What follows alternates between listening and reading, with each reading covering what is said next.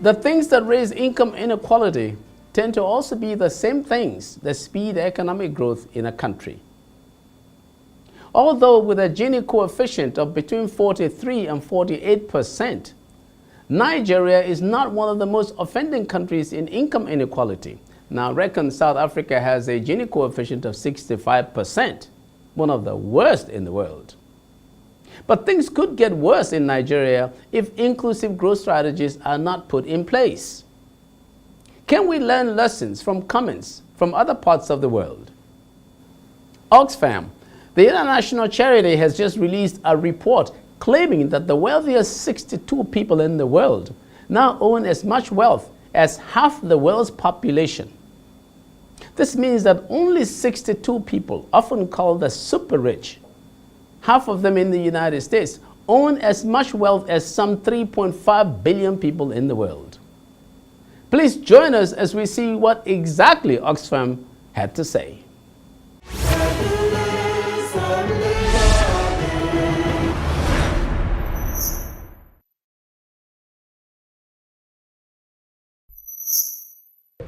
So our new report shows that there are just 62 super rich billionaires who now own the same wealth as the poorest half of the world put together. That's 3.6 billion people. And the research also shows that the richest 1% of people now own more than the other 99% of us put together. So most of the world's poorest people are still in Asia, in Africa, though obviously poverty is a very real thing in almost every single country on Earth now. So we want to see political leaders showing the bravery and the conviction to tackle vested interests and to make policies, to make laws that work for everybody and not just for this tiny but very powerful minority. But the bottom line is all of us have to pay our fair share of tax, and that's not a matter of choice for most of us. Most of us pay our fair share because we want to and because we have to. It's only the world's richest individuals and the world's biggest companies who even have this choice to hire these armies of tax lawyers and accountants to hide their money offshore. If people really want to contribute to society, then they should be contributing their taxes. Senator Bernie Sanders, a U.S. Democratic presidential candidate, has a campaign video on income and wealth inequality in the United States.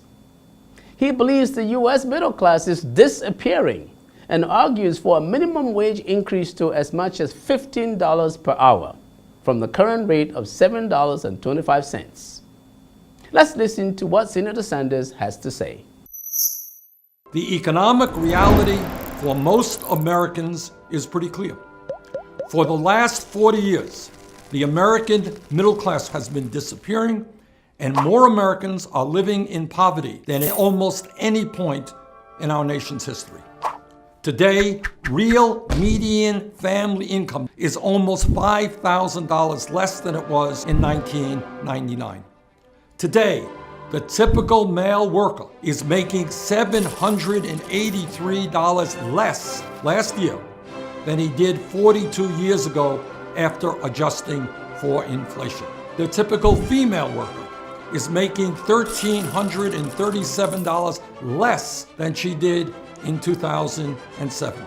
Despite the modest gains of the Affordable Care Act, 35 million Americans continue to have no health insurance, and even more are underinsured. And today, embarrassingly, the United States of America has by far the highest rate of childhood poverty of any major industrialized country on Earth. And while the middle class continues to disappear, over the last 2 years, just as an example, the wealthiest 15 Americans in this country, 15 people, and that includes Bill Gates, the Koch brothers, Sheldon Adelson, and a bunch of others.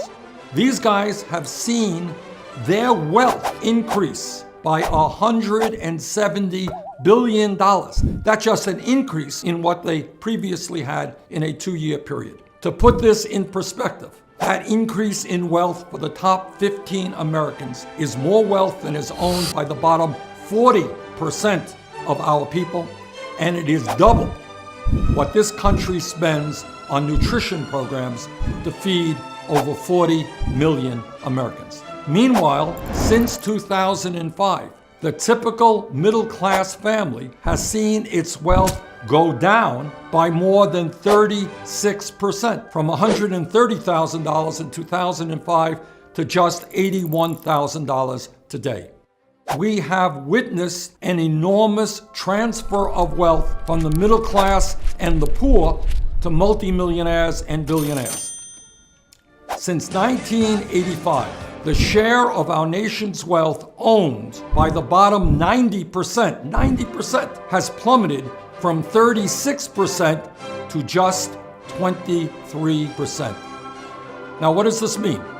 It means that if the bottom 90%, the vast majority of our people, had simply maintained the same share of wealth they had 30 years ago, they would have over $10 trillion more today than they in fact do have. Now, where did that wealth go? Well, about $8 trillion of it has gone to a tiny sliver of the wealthiest people in our country.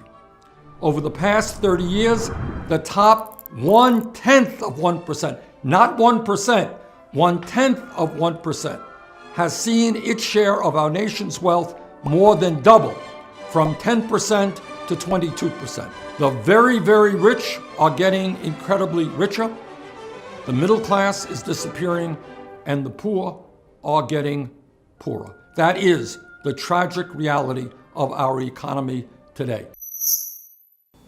Richard Wilkinson has his strong views on how increasing income disparity leads to deterioration in social relations.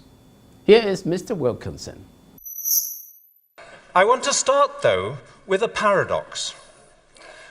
This shows you life expectancy against gross national income, how rich countries are on average. And you see the countries on the right, like Norway and the USA, are twice as rich as Israel, Greece, Portugal on the left. And it makes no difference to their life expectancy at all. There's no suggestion of a relationship there. But if we look within our societies, there are extraordinary social gradients in health running right across society. This again is life expectancy. These are small areas of England and Wales, the poorest on the right, the richest on the left. Not a difference between the poor and the rest of us. Even the people just below the top have less good health than the people at the top. So income means something very important within our societies and nothing between them. And you see in the more equal countries on the left, Japan, Finland, Norway, Sweden, the top 20% are about 3.5, 4 times as rich as the bottom 20%. But at the more unequal end, UK, Portugal, USA, Singapore, the differences are twice as big. On that measure, we are twice as unequal as some of the other successful market democracies. Now I'm going to show you what that does to our societies. We collected data on problems with social gradients, the kind of problems that are more common at the bottom of the social ladder. Internationally comparable data on life expectancy, on kids' maths and literacy scores, on infant mortality rates, homicide rates, proportion of the population in prison, teenage birth rates, levels of trust, obesity, mental illness, which in the standard diagnostic classification includes drug and alcohol addiction, and social mobility. We put them here all in one index. They're all weighted equally. Where a country is sort of average score on these things. And there you see it in relation to the measure of inequality I've just shown you, which I shall use over and over again in the data. The more unequal countries doing worse on all these kinds of social problems.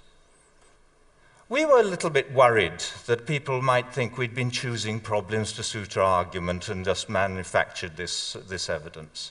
So we also looked we did a paper in the British Medical Journal on the UNICEF Index of Child Wellbeing. It has 40 different components put together by other people. It contains whether kids can talk to their parents, whether they have books at home, what immunization rates are like, whether there's bullying at school. Everything goes into it. Here it is in relation to that same measure of inequality. Kids doing worse in the more unequal societies, highly significant relationship. But once again, if you look at that measure of child well-being in relation to national income per person, there's no relationship, no suggestion of a relationship. What all the data I've shown you so far says is the same thing. The average well-being of our societies is not dependent any longer on national income and economic growth. That's very important in poorer countries, but not in the rich developed world. United States Senator Kirsten Gillibrand is focused on the many injustices in the U.S. economy and believes that income inequality is a drag on the economy.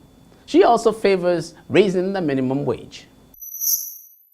Well, I think there's a huge issue in the country about income inequality and lack of opportunity. And, you know, if you're talking about an inner city where it's more likely that a young African-American male is going to go to jail than graduate from college, that's a huge problem. And we have to fix that. So there's injustice throughout our economy, throughout opportunity, throughout access to education. The fact that young kids aren't getting universal pre-K in too many cities, aren't getting even universal kindergarten.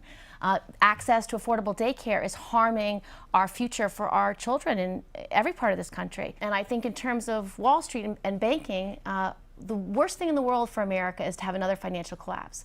So there are legitimate issues that need to be reviewed to make sure we have the right oversight and accountability over our banking institutions, to make sure the rating agencies are being held accountable for how their play in the financial collapse. Because we want the financial markets to always be there for us, to fund our businesses, to fund the economy. And so I think both sides of that coin are legitimate areas for debate and discussion.